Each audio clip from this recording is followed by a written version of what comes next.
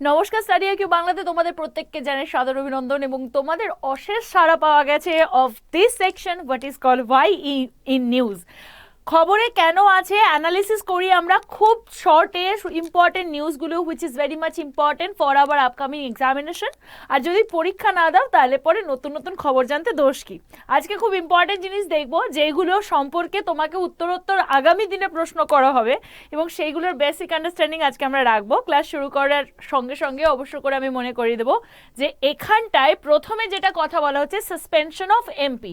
Suspension of MP কেন নিউজে এসছে? জাস্ট কদিন আগে নিউজ 19 জন অপোজিশন মেম্বার থেকে রাজ্যসভাতে কি করা হয়েছে, এক সপ্তাহের জন্য সেই মেম্বারদেরকে সাসপেন্ড করে দেওয়া রয়েছে। তো কনস্টিটিউশনাল প্রভিশনের ব্যাপারে আমরা কথা বলবো যে কি কনস্টিটিউশন বলে না আলাদা করে রুলস বলে, ঠিক আছে। আরেকটা কথা যে এই যে পিডিএফটা তোমরা পাচ্ছ বা পিপিটিটা পাচ্ছ, এটার জন্য you can directly join to study IQ Bangla telegram channel অথবা আমার চ্যানেল পূজা ফর বেঙ্গল, সেখানে তুমি পেয়ে যাবে।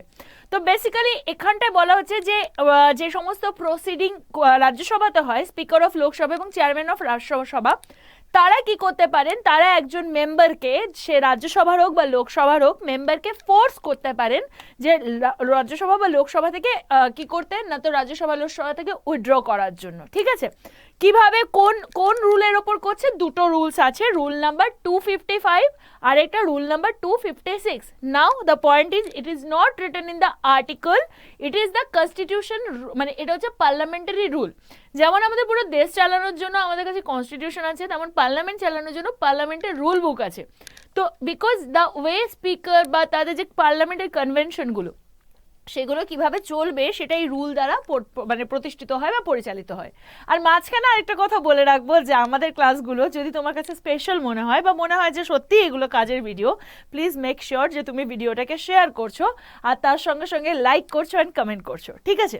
সো চেয়ারম্যান অফ রাজ্যসভা, সেটা যখন আমরা রাজ্যসভার কথা বলি সেখানে রাজ্যসভা চেয়ারম্যান এম্পাওয়ার্ড কি করতে, Rajya Sabha chairman empower to do this, এবং সেখানটায় তিনি কি করতে পারেন যে তার যে রুল আছে সেই রুল অনুযায়ী তিনি ডাইরেক্টলি কোনো একজন মেম্বারকে এখানটায় তিনি তার ওপিনিয়ন অনুযায়ী উইথড্র করতে পারেন এবং তার ক্ষেত্রে ইমিডিয়েটলি করতে পারেন। এবং সেটাই রুল নাম্বার 526-এ বলা হচ্ছে যে chairman may name a member who disregard the authority of the chair. Simply তারা বলতে পারে যে ডিসগার্ড করার কথা। যদিও এ ধরনের ঘটনাতে পুরো পার্লামেন্টের মেম্বার যাদেরকে সাসপেন্ড করা হয়েছে তারা দুঃখে কম রয়েছে, বরঞ্চ দেখাই যাচ্ছে মোটামুটি নিজেদের ডেমোক্রেসি জয় হয়েছে বলে একটা চিৎকার চেঁচামেচি চলছে। সাসপেন্ডিং দ্য মেম্বার যদি বলা হয় সেক্ষেত্রে যে হাউস রয়েছে তারা একটা মোশন মানে অ্যাডাপ্ট করবে in the case of the suspending the member from the service of the house for a certain period, একটা টাইম সেট করবে বাই দ্য হাউস। নেক্সট আমরা যেটা দেখবো সেটা হচ্ছে defence acquisitional council. This is also related to the polity. নিউজে কেন রয়েছে? ডিফেন্স মিনিস্ট্রি অ্যাপ্রুভ করেছে 28,000 কোটি টাকা ফর দ্য মিলিটারি ইকুইপমেন্ট আর ওয়েপন্সের জন্য, ঠিক আছে। ডিফেন্স অ্যাকুইজিশন কাউন্সিল তার কাজ কি এখানটায় আমরা বলবো। তার আগে জানবো যে ডিফেন্স অ্যাকুইজিশন কাউন্সিল বা ডিএসসি এটা ডিফেন্স মিনিস্টার দ্বারা হেডেড হয় এবং বিভিন্ন রকম প্রোকিউরমেন্ট যে প্রপোজালগুলো আসে সেইগুলো এই মিনিস্ট্রি ক্লিয়ার করে। মিনিস্ট্রি মিলিটারি ইকুইপমেন্টগুলো তার মধ্যে সোয়ান ড্রোনস থেকে শুরু করে কার্বাইন্স থেকে শুরু করে বুলেট প্রুফ জ্যাকেট এই সমস্তর জন্য খরচা করা হয়। 3টে প্রপোজাল রয়েছে ইন্ডিয়ান আর্মির এই ক্ষেত্রে। একটা হচ্ছে guided extended range rocket ammunition, area denial munition, আরেকখান হচ্ছে ইনফ্যান্ট্রি কম্ব্যাট ভেহিকলস। মানে বেসিক্যালি এই 3টে খাতে হিসেব রাখা হচ্ছে এবং এখানটায় শুধুমাত্র ইন্ডিয়ান আর্মি নেই, another is Indian navy. Navy এখানে কি বলছে? দ্য ডিএসি বা যেটাকে ডিফেন্স অ্যাকুইজিশন কাউন্সিল বলা হচ্ছে, তারা অ্যাপ্রুভ করেছে নেভির প্রপোজাল যেটা কিনাতে তারা আপগ্রেড করতে পারে 1250 কিলোওয়াট ক্যাপাসিটির মেরিন মানে যেগুলো নেভিতে প্রয়োজন হয়, এবং মেরিন গ্যাস টারবাইন জেনারেটর, সেটাও also had been allotted to them. এবং সেটা কোথায় হচ্ছে না, তো onboard Kolkata class of ships, Kolkata class of ships যেগুলো তার জন্য এগুলো ইউজ করা হচ্ছে through the Indian industry. So এই অ্যাপ্রুভাল নতুন প্রকিউরমেন্ট করে নিয়ে আসবে যাতে কিনা ইন্ডিয়ার লাস্ট যে আমরা জানি ইন্ডিয়া চায়না ওভার যে ইস্টার্ন লাদাখ ওভারে যে প্রবলেম হচ্ছে 2 বছর ধরে, সেখানটা যাতে মোটামুটি একটা কিছু ওয়ে আউট ইন্ডিয়ার তরফ থেকে দেখা যায়। নেক্সট হচ্ছে ড্রাফট মেডিকেল ডিভাইস বিল। ড্রাফট মেডিকেল ডিভাইস বিল কেন নিউজে রয়েছে? ইউনিয়ন হেলথ মিনিস্ট্রি এই draft proposal drugs medical device এবং কসমেটিক্স বিল চালু করেছেন 2022 সালের, এবং এটা ফোকাস করছে on creating a separate regulation. কিসের ওপর? না তো মেডিকেল ডিভাইস, আমরা দেখতে পাচ্ছি এখানে অনেক মেডিকেল ডিভাইসগুলো, তার ওপর রেগুলেশনের জন্য দিস হ্যাজ বিন প্রপোজ। আর এটা কি করবে? না তো বিভিন্ন ক্লিনিক্যাল ট্রায়ালস রিলেটেড ইস্যুগুলো চেক করবেন। What is the issues? No provision for the regulation of online pharmacies. এখানটায় প্রবলেম কি দেখা যাচ্ছে যে যে সমস্ত অনলাইন ফার্মেসিগুলো আছে তাতে বিভিন্ন মেডিকেল ইকুইপমেন্টগুলোকে তুমি এমনি কিনতে পারো, there is also no regulation on that. Need of the bill কেন প্রয়োজন? না তো লো কস্ট যাতে ফোকাস করা যায় লো টেক ডোমেস্টিক প্রোডাক্টগুলোর ওপর, তাতে কিনা ইন্ডিয়া যে ইম্পোর্ট ডিপেন্ডেন্স যেটা কিনা 80%, সেটা অ্যাকচুয়ালি 30% অবধি যাতে নিয়ে আসা যায়। এবং ড্রাফট বিলে এই যে মেডিকেল ডিভাইস বিল, এই মেডিকেল রিলেটেড বিলে আর কি কি বলা হয়েছে? কম্পেনসেশনের কথা বলা হয়েছে যাতে কিনা পার্টিসিপেট করা যায় on the legal heirs for injury or health suffered in clinical trials, provision for imprisonment, fines, double compensation. যারা এখানটায় এই রুলকে ফলো করবে না তাদের জন্য যাতে ইমপ্রিজনমেন্ট হয়, মানে তারা জেলে যাবে। এবং এটা clinical trials without the permission, মানে সেন্ট্রাল লাইসেন্সিং অথরিটির যদি পারমিশন না থাকে তাহলে যে কেউ ক্লিনিক্যাল ট্রায়ালে যেতে পারবে না। এবং মেডিকেল ডিভাইসকে টেকনিক্যালি অ্যাডভাইজারি বোর্ডের সঙ্গে ক্রিয়েট করার জন্য এখানে এই বিলে বলা হয়েছে। নেক্সট হচ্ছে media trial, very important news. কেন নিউজে রয়েছে? চিফ জাস্টিস অফ ইন্ডিয়া বলেছেন যে মিডিয়া ইজ রানিং, আমাদের ইন্ডিয়াতে যে মিডিয়া এই মুহূর্তে চলছে তারা এজেন্ডা ড্রিভেন, মানে যে কোনো অবস্থাতেই তারা যে কোনো ডিবেট নিয়ে আসছে, that is not good for the viewers but not for the society. For this is important, তারা কি বলছে? ট্রায়াল বাই মিডিয়া, যে কোনো মিডিয়ার বিষয়ে যেটা ফ্রেজ ইউজ করছে টু ডিসক্রাইব, মানে ধরো কোনো ডেসক্রিপশন বলা হচ্ছে টেলিভিশনের ওপর বা নিউজ পেপারের ওপর, সেটা কি মানুষের রেপুটেশন অলসো চেঞ্জ করে দিতে পারে অ্যাকর্ডিং টু দ্য মিডিয়া। তো মিডিয়ার সেইগুলো সামনে আসার আগে যাতে তারা প্রপার ফাংশন, জুডিশিয়ারি প্রপার ফাংশনগুলো মেনটেন করে, নতুন নতুন মিডিয়ার টুল রাখা হবে যাতে কিনা কেউ গিল্ট হলো বা কেউ ইনোসেন্স হলো তার সম্পর্কে মিডিয়া মানে কিছু একটা বলে দেবে, সেটাই হবে না। এবং এটা যে কোনো রংফুল যদি পোর্ট্রেল করে, মানে কোনো মানুষকে যদি রংলি প্লেস করে, তার ব্যাপারেও যেন ব্যবস্থা নেওয়া হয়। এর ইমপ্লিকেশন কি বলা হচ্ছে? যাতে কিনা absence of the objective journalism leads to false presentation of the truth. ঠিক আছে, অবজেক্টিভ জার্নালিজম মানে দিস ইজ সামথিং, জার্নালিস্টের কাজ কি? সঠিক তথ্যকে সামনে তুলে ধরা, কিন্তু যখন তারা পার্শিয়ালি এই কাজটা করে তখন কিন্তু এটা ডিসহারমনি নিয়ে আসে সোসাইটির ক্ষেত্রে, দ্যাট ইজ ইম্পর্টেন্ট। তো স্বাভাবিকভাবে media is a very important mechanism. ভারতবর্ষে সাধারণ মানুষের গলাকে সোচ্চার করে তোলার জন্য মিডিয়া একটা খুব ইম্পর্টেন্ট রেকগনিশন, যেটা একটা অত্যন্ত ইম্পর্টেন্ট সোশ্যাল রেসপন্সিবিলিটি নিয়ে কাজ করা উচিত বলে বলা হচ্ছে মিডিয়া ট্রায়ালের আন্ডারে। Very important for today news. আরও দুটো ইম্পর্টেন্ট নিউজ আছে, সূর্যমিত্র স্কিম আছে। তার আগে বলবো আমরা ক্লাইমেট ফাইন্যান্স। ক্লাইমেট ফাইন্যান্স কথাতেই আমরা বুঝতে পারছি যেখানে আবহাওয়া সম্পর্কিত ফাইন্যান্সিং এর কথা বলা হচ্ছে। বেসিক্যালি এখানটায় কি বলা হচ্ছে? আলোক শর্মা, তিনি হচ্ছে ইউএনএফসিসির প্রেসিডেন্ট, মানে সিওপি 26 এর প্রেসিডেন্ট আলোক শর্মা, তিনি ভারতবর্ষে এসেছিলেন, যেখানে তিনি সিওপি 26 এর কমিটমেন্ট সম্পর্কে আলোচনা করেন। এবং তিনি এখানে এসে বলেন যে একটা মেকানিজম রাখা হচ্ছে যাতে কিনা ক্লাইমেট ফাইন্যান্সিং রাখা হয় ইন্ডিয়ার তরফ থেকে 2023-এর মধ্যে, কত না তো $100 বিলিয়ন। ঠিক আছে, 100 মানে ইউনাইটেড, মানে দ্য বিল অফ ডলার যাকে বলা হয়, ইউনাইটেড স্টেটসের যে ডলার, তার কথার হিসাবে, ডলারের হিসাবে 100 বিলিয়ন যেন ইন্ডিয়া স্টোর করতে পারে। এবং এটার ক্ষেত্রে তারা কি বলছে না তো এটা রেফার করে local, national, transnational financing support, mitigation and adoption against that will address climate change. যে কোনো বিষয় যেগুলো কোনো রকম ক্লাইমেট চেঞ্জের সঙ্গে যুক্ত, সেই জায়গাটা যেন কাজ করতে পারে। What are the significance? যাতে মিটিগেশন করা যায়, যাতে বিভিন্ন কার্বন এমিশন থেকে শুরু করে অন্যান্য যে সমস্ত impact of the climate change সেইগুলোকে কম করা যায়। এবং এই টাকাটা দিয়ে কি হবে? পুরোটাই আবহাওয়া কেন্দ্রিক, আবহাওয়াকে ঠিকঠাক সুরক্ষিত রাখার জন্য এখানে খরচ করা হবে। নেক্সট হচ্ছে international space station. International space station কেন রয়েছে? Russia, they are going to put this space station after 2024, এবং তারা তৈরি করছে এদের নিজেদের অরবিটিং আউটপোস্ট। কিসের জন্য? নাসা এবং তার যে ইন্টারন্যাশনাল পার্টনাররা আছে তারা ভাবছে যে এই স্পেস স্টেশন 2030 অবধি তারা চালাবে, যেখানে রাশিয়া রিলোকেট করছে বা রিল্যাক্ট, মানে রাশিয়ার অতটা ইচ্ছে নেই যে তাতে কিনা তারা এই কমিটমেন্টকে 2024-এর ওপরে করবে, যেখানে ওরা 2030-এর কথা বলছে। এবং এখানটাই এটা যে স্পেস স্টেশনটা, সেখানে কারা কারা একসাথে কাজ করবে একটু আমরা দেখে নিই। রাশিয়া, ইউএস, ইউরোপ, জাপান আর কানাডা, ঠিক আছে। ফার্স্ট পিস এটার মধ্যে প্রথম যেটা এই অরবিটের ওপর প্রথম পুট করা হয়েছিল কবে, স্পেস স্টেশনে 1998 সালে। Very important for the news exam perspective.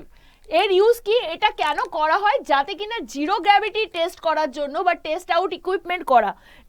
এই স্টেশনের কাজ কি, যেখানটায় গিয়ে বিভিন্ন রকম ধরো ট্রায়াল যখন হয়, ট্রায়ালের আগে এই স্পেস স্টেশনে গিয়ে যে কোনো বিষয়কে এখানে এরা ট্রায়াল হিসেবে ইউজ করে বা টেস্ট করে, ঠিক আছে। বা জিরো গ্র্যাভিটিতে কিভাবে স্পেসগুলো, মানে স্পেস অরবিটে থাকা বিভিন্ন স্পেসশিপগুলো কিভাবে কাজ করবে, বা সেখানকার যারা ইকুইপমেন্টগুলো কিভাবে কাজ করবে, for the testing of that, ঠিক আছে। এর স্পেসিফিকেশন কি, এখানে it has typically crew of 7, এবং যারা মানে মাসের পর মাস বা সময়ের মধ্যে একটা টাইম থাকে, এবং এখানে প্রায় 400 কিলোমিটার অরবিট অ্যারাউন্ড করে পৃথিবীর।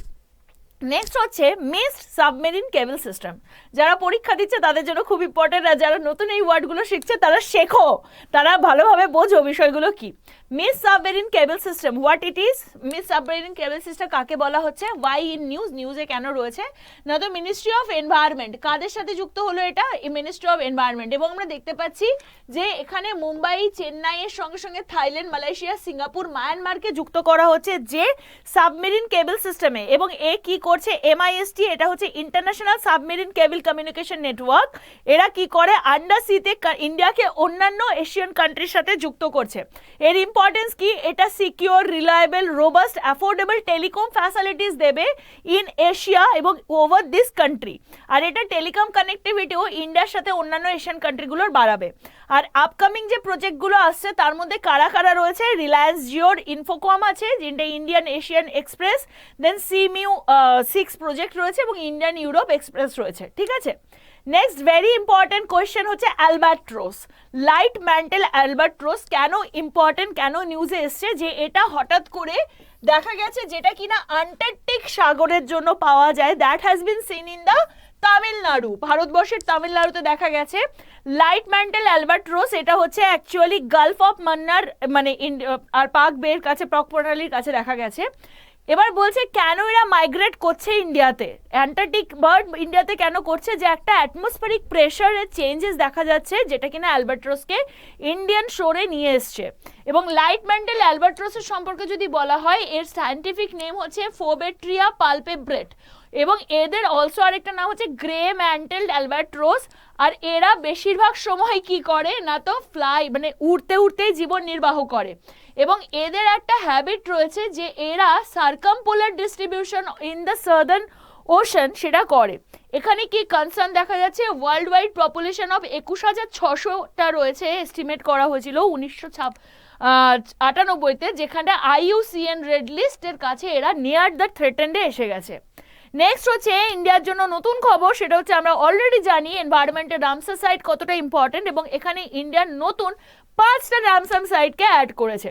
এবং তার মধ্যে কি কি রয়েছে আমরা একটুখানি দেখে নিই। একটা হচ্ছে Karikili bat sanctuary, Pallikaranai marsh reserve forest and Pichavaram mangrove in Tamil Nadu, এছাড়াও পালা ওয়েটল্যান্ড মিজোরামের, এবং Sakhya Sagar wetland in Madhya Pradesh. So you can be asked about this, যে নতুন যে রামসার সাগরগুলো, রামসার সাইট যে অ্যাড হয়েছে, সেটা কোন কোন ডিস্ট্রিক্টের জন্য হয়েছে, কোন কোন স্টেটের জন্য হয়েছে, ঠিক আছে। তুমি সেই জায়গাগুলোকে তুমি কনফার্ম করতে পারো। ভারতবর্ষে তুমি জানো অলরেডি 49 ছিল, এই মুহূর্তে 54 রামসার সাইট রয়েছে, এবং টোটাল এইটা 11,000 স্কোয়ার কিলোমিটার 18টা স্টেটের মধ্যে ছড়িয়ে রয়েছে। যদি অন্যান্য কান্ট্রির জন্য আমরা দেখি, ইউকের ক্ষেত্রে 175টা, মেক্সিকোর 142টা মোস্ট রামসার সাইট নিয়ে থাকা জায়গা। এবং no other south Asian country has this many sites, যেরকম আমাদের ভারতের জিওগ্রাফিক ডাইভার্সিটিতে রয়েছে। Now the most important one, যেটা দেখে তুমি আমার চ্যানেলে এই অবধি এসছো, এতক্ষণ দেখছো, সূর্য মিত্র স্কিল ডেভেলপমেন্ট প্রোগ্রাম। সূর্যের বন্ধু, how it is bin possible, definitely solar energy নিয়ে এটা অ্যাড। সো এটা কেন, এটা রিনিউয়েবল যে এনার্জি, মানে solar energy is one of the renewable, মানে এটা কখনো পুরনো হয় না, বারবার রিনিউ করা যায়। এবং এখানে এই প্রোগ্রামের কথা বলেছে national institution of solar energy Gurgaon, সেটা ফাইন্যান্সিয়াল ইয়ার 2015-16-তে অ্যাড করেছিল। এবং এরা অবজেক্টিভ রেখেছে যে যারা ইউথ রয়েছে, what is the skill development programme, যারা কিনা অল্প বয়স মানে 18 বছরের যারা রয়েছে তারা যাতে সোলার পিভি টেকনিশিয়ান হিসাবে তারা সোলার প্যানেল যেন ইনস্টল করতে পারে, অপারেট করতে পারে, মেনটেন করতে পারে সে কোনো সোলার পাওয়ার প্রজেক্টে, তার ব্যাপারে তাদেরকে স্কিলড করা হবে। তাদেরকে ইনিশিয়েটিভের মাধ্যমে, এই প্রোগ্রামের মাধ্যমে তাদেরকে স্কিলিং আপলিফট করা হবে তাদের স্কিল। নেক্সট হচ্ছে স্বদেশ দর্শন scheme. What is call the স্বদেশ দর্শন স্কিম? বেসিক্যালি এটা 2.0 বা এটা সেকেন্ড সিস্টেম চলছে। বেসিক্যালি এটা 2014-15 সালে প্রথম সামনে আসে as a integrated development of theme based tourist. যেমন Buddhist circuit, coastal circuit, desert circuit, আমাদের বেঙ্গলেও এরকম আছে যে কলকাতা দর্শনের জন্য বা হিস্টোরিক্যাল দর্শন, ঠিক সেরকম পুরো ভারতবর্ষে বিভিন্নভাবে সার্কিটে ডিভাইড করা আছে। নর্থ ইস্ট সার্কিট, যেটা মানে কি পুরোকে তোমার নর্থ ইস্টে ঘোরাবে, এবং স্কিম যেটা কিনা এইমস করে for the sustainable and responsible infrastructure destination. সমস্ত জায়গাগুলো ঘোরার জন্য, ট্যুরিজমের যে জায়গাগুলো সেগুলো ঘোরার জন্য এই স্কিমকে লঞ্চ করা হয়েছে। এবং এই স্কিমটা অ্যাকচুয়ালি বলছে আত্মনির্ভর ভারতের একটা ইম্পর্টেন্ট পোটেনশিয়াল রাখে, which is been call also vocal for local. এবং তার সাথে এর অবজেক্টিভ রয়েছে যে প্রমোট করার tourism in the economic growth এবং জব ক্রিয়েশন করতে পারবে। এবং যে সমস্ত জায়গার ট্যুরিস্ট পোটেনশিয়াল আছে তাকে কোনো না কোনোভাবে তারা আরও ওপরে করবে, কালচারাল আর হেরিটেজ ভ্যালুকেও এরা ওপরের দিকে করবে। এছাড়াও ধরো ইকো ট্যুরিজম করা, মানে যেটা আমাদের ইকোলজিক্যাল ট্যুরিজম বলা হয়, environment friendly tourism, adventure tourism, culture এবং হেরিটেজের ট্যুরিজম, মাইস ট্যুরিজম এবং ওয়েলনেস ট্যুরিজম, এই সমস্তগুলোকে এই স্বদেশ দর্শন স্কিমের সাথে অ্যাড করা হয়েছে। So this was all the most important news for last 2 days। আবার 2 দিনের খবর নিয়ে আমি তোমাদের সামনে নিশ্চয়ই আসবো। ক্লাসকে ভালো লাগলে শেয়ার করো, লাইক করো, সাবস্ক্রাইব করো। Bye bye, take care and Jai Hind.